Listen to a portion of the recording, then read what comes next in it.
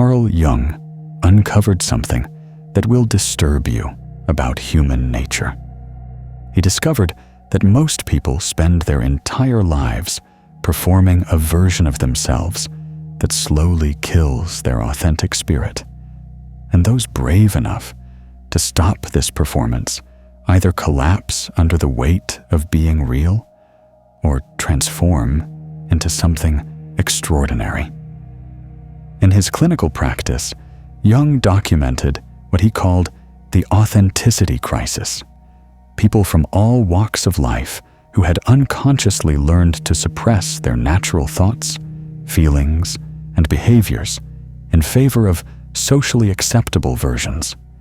They had become so skilled at being what others expected that they no longer knew who they actually were beneath the performance. These weren't mentally ill people. These were individuals who had simply learned that survival meant becoming acceptable to others, even if it meant abandoning themselves in the process. Jung called this discovery dangerous because he realized that the very foundation of civilized society depends on people agreeing to hide their authentic nature. When someone stops performing normalcy and starts living authentically, they threaten the psychological contracts that keep everyone else comfortable in their own deceptions. Today, I'll show you why Jung believed that becoming authentically yourself is both the most dangerous and most necessary thing you can do, and exactly how to navigate the transformation from performance to genuine self-expression without losing everything you've built.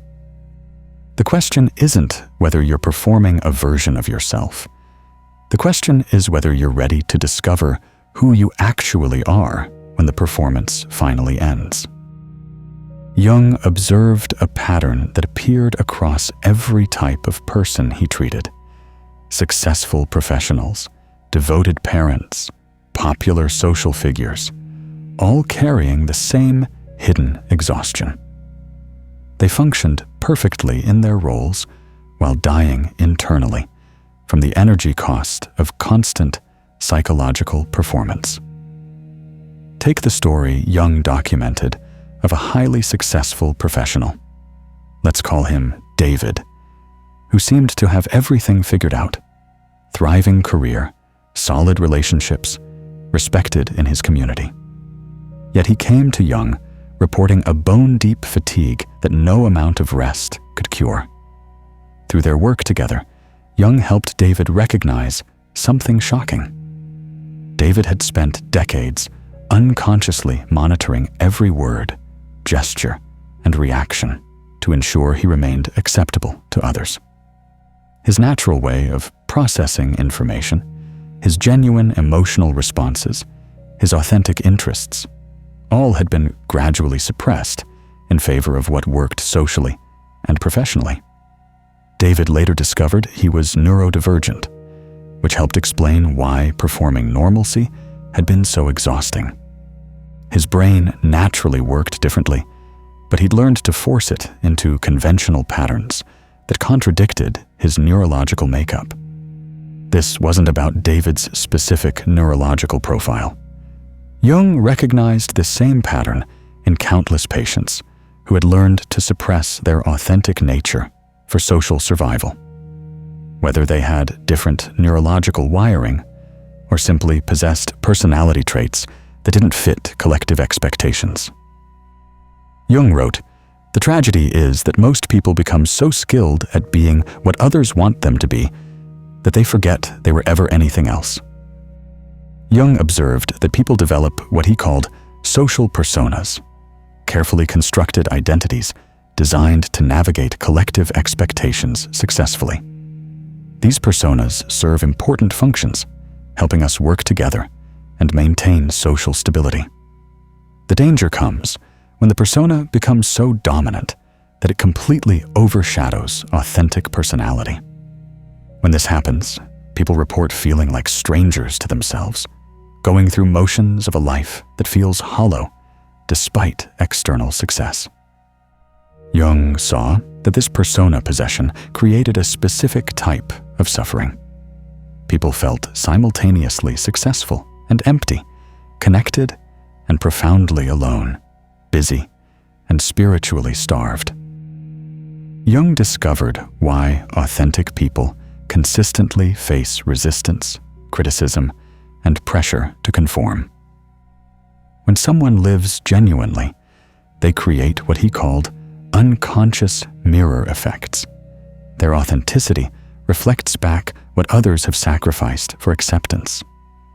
Most people have made unconscious agreements to suppress certain aspects of themselves in exchange for social belonging.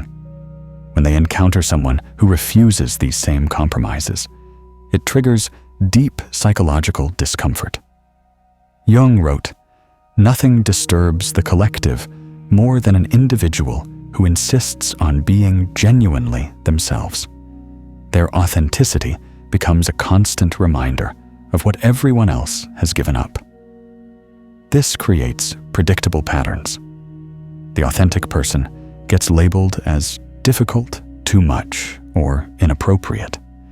They're told they should be more considerate of others' comfort, more willing to compromise, more understanding of social expectations.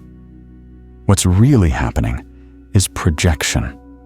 The group is projecting its own discomfort with conformity onto the person who represents freedom from these constraints. Jung observed this phenomenon repeatedly. His patients, who began living more authentically, would often report that relationships became strained. Work environments grew hostile, and family members pressured them to go back to normal. This response validates that authenticity is working. When your genuine self threatens other people's psychological defenses, it means you're no longer enabling collective unconscious agreements that keep everyone trapped in partial self-expression. The pressure to conform isn't about helping you. It's about protecting others from having to face their own authenticity choices. Jung identified distinct ways people abandon their authentic nature, each representing a different type of psychological self-betrayal. Understanding these patterns helps you recognize where you might be performing instead of being. The emotional suppressor. These individuals learned that their natural emotional responses were too intense, too frequent, or inappropriate for their environment. They developed elaborate internal systems for monitoring and modifying their feelings before expressing them. They might naturally feel deeply about injustice, beauty, or loss, but learned to tone down these responses because others found them overwhelming or dramatic. Over time, they lost touch with their genuine emotional landscape, becoming emotionally numb or confused. The mental conformist. These people possessed ways of thinking that didn't match conventional approaches.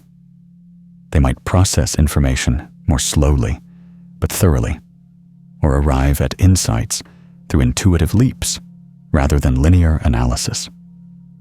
Educational and professional systems taught them their natural cognitive style was wrong. They learned to force their minds into acceptable patterns, creating chronic mental fatigue and the sense that they were underperforming despite working harder than others. The social performer. These individuals naturally needed different amounts or types of social interaction than their environment provided. They might be introverts forced into extroverted roles, or people who craved depth in cultures that rewarded surface-level connection. They learned to perform social behaviors that contradicted their natural preferences, leading to social anxiety and the exhausting sense of being actors in their own lives. The creative conformist. These people had natural ways of expressing themselves that didn't fit conventional molds. They might think in images, tell stories instead of stating facts, or approach problems through play rather than serious analysis. Society taught them these approaches were impractical or childish, They learned to suppress their creative instincts and communicate in acceptable but lifeless ways, losing touch with their natural expressiveness. Jung observed that people who had spent years suppressing their authentic nature eventually reached what he called the individuation crisis. This psychological breaking point occurs when the false self can no longer sustain itself. This crisis manifests differently for everyone, but Jung identified common patterns.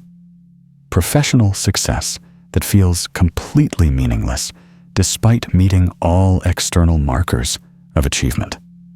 Relationships where you realize you've never been truly known because you've never been truly yourself.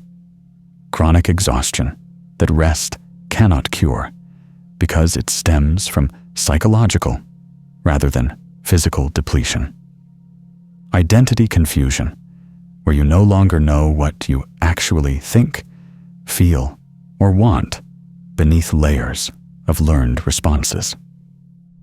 Jung understood this crisis as a necessary death of false identity that authentic development requires. The psychological structures built around pleasing others must collapse before genuine self-expression becomes possible. This process feels terrifying because dismantling the persona threatens everything you've built through conformity. Career success, social connections, family harmony, all were constructed around performed versions of yourself. Jung called this the dark night of the false self.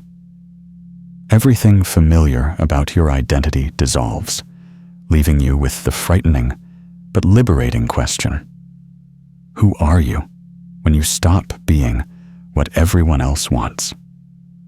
The crisis forces a choice.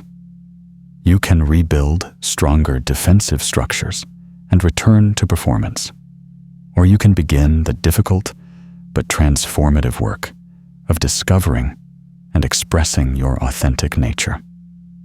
If this is resonating with something deep inside you, make sure you subscribe, because Jung's path through this crisis reveals how to transform psychological death into conscious rebirth. Jung developed a systematic approach to moving from performed identity to authentic self-expression. This process requires courage, patience, and strategic wisdom about when and how to reveal your genuine nature. Recognition, without judgment. The first step involves distinguishing between your authentic responses and learned behaviors. Jung taught patients to spend time in solitude, observing their natural thoughts and feelings, without immediately evaluating them as right or wrong. This meant noticing when you modified your opinions before speaking, when you suppressed emotional reactions, when you forced yourself into activities that drained rather than energized you. Jung wrote, "You cannot become who you truly are until you clearly see who you are pretending to be." Strategic authenticity. Jung understood that sudden, complete authenticity would create chaos in established relationships and responsibilities. He developed approaches for gradually expressing genuine nature in contexts that could handle it. This involved identifying the safest environments for authentic expression first, then slowly expanding those spaces. You might begin by being more genuine with trusted friends before attempting authenticity in professional settings.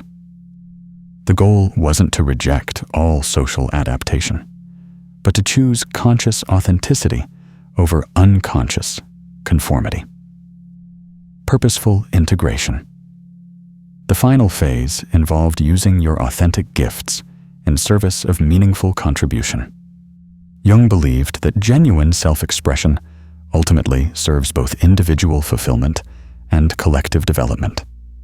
This meant finding work, relationships, and creative outlets that utilized rather than suppressed your natural patterns. When you express your authentic nature purposefully, it becomes contribution rather than mere self-indulgence. Jung wrote, "The individuated person serves the world not by conforming to its current expectations, but by modeling what conscious authenticity looks like." The individuated person serves the world not by conforming to its current expectations, but by modeling what conscious authenticity looks like. Jung observed that people who successfully integrate their authentic nature don't just become happier versions of themselves. They undergo fundamental transformation that creates ripple effects in everyone around them. From performance to presence. The exhausting internal monitoring system finally shuts down. You stop checking whether your natural responses are acceptable before expressing them. This creates profound relief and sudden availability of energy that was previously consumed by constant self-regulation. From approval-seeking to self-validation, you develop internal authority about your own experience. Other people's opinions become information rather than verdicts about your worth. This doesn't mean becoming selfish or inconsiderate. It means becoming genuinely considerate rather than compulsively people-pleasing. From isolation to true connection. Authentic people naturally attract others who value genuineness over comfortable predictability. You stop maintaining relationships that require constant performance and start building connections based on mutual appreciation of real self-expression. From conformity to creative contribution. Your unique perspective becomes a gift you offer, rather than a secret you hide. The very traits that once made you feel like an outsider become sources of insight and innovation that serve others. Jung wrote, "What appears in the individual first as personal authenticity, later manifests in the collective as expanded possibilities for human expression."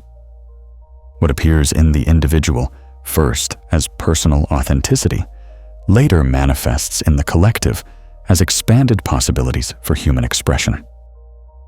When people stop forcing themselves into inappropriate molds, Jung observed remarkable improvements across every area of life. Creative problem solving. Your mind finally operates according to its natural patterns, rather than forced conventional approaches. Solutions emerge through processes that feel effortless because they align with your authentic cognitive style. Emotional intelligence. You can access and trust your full emotional range instead of suppressing responses that don't fit social expectations. This creates deeper understanding of yourself and others. Energy and vitality. The chronic fatigue from constant performance disappears. Energy previously consumed by monitoring and modifying yourself becomes available for creative expression and genuine connection. Relationship depth. You can offer true intimacy instead of performed compatibility. People who remain in your life are there because they appreciate who you actually are, creating unprecedented levels of acceptance and understanding. Professional fulfillment. Work becomes expression of your natural gifts rather than daily betrayal of your authentic nature. Even challenging tasks feel meaningful when they align with your genuine capabilities and interests. Physical health. The stress of psychological inauthenticity often manifests as physical symptoms. Jung observed that many mysterious health issues resolved when people stopped living in constant conflict with their authentic nature. Jung understood authenticity within the context of collective psychological evolution.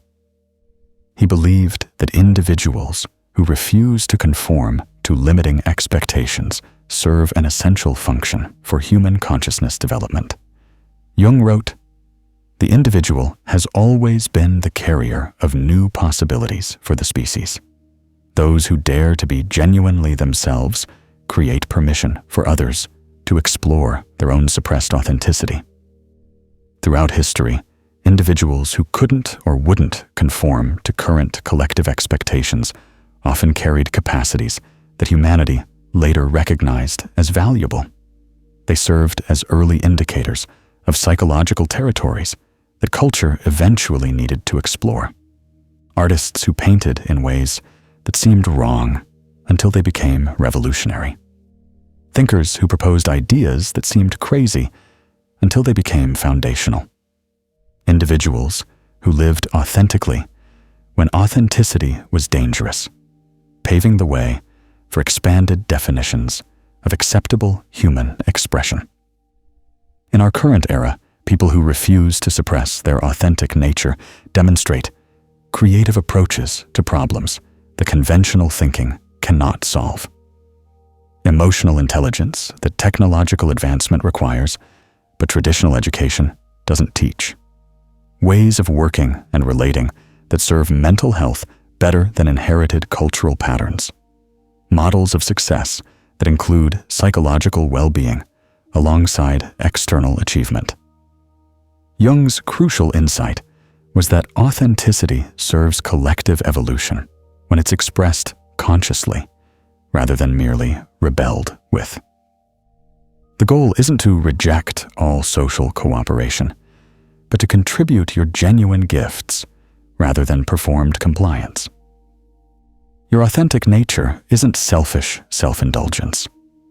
It's an evolutionary experiment that consciousness is conducting through you.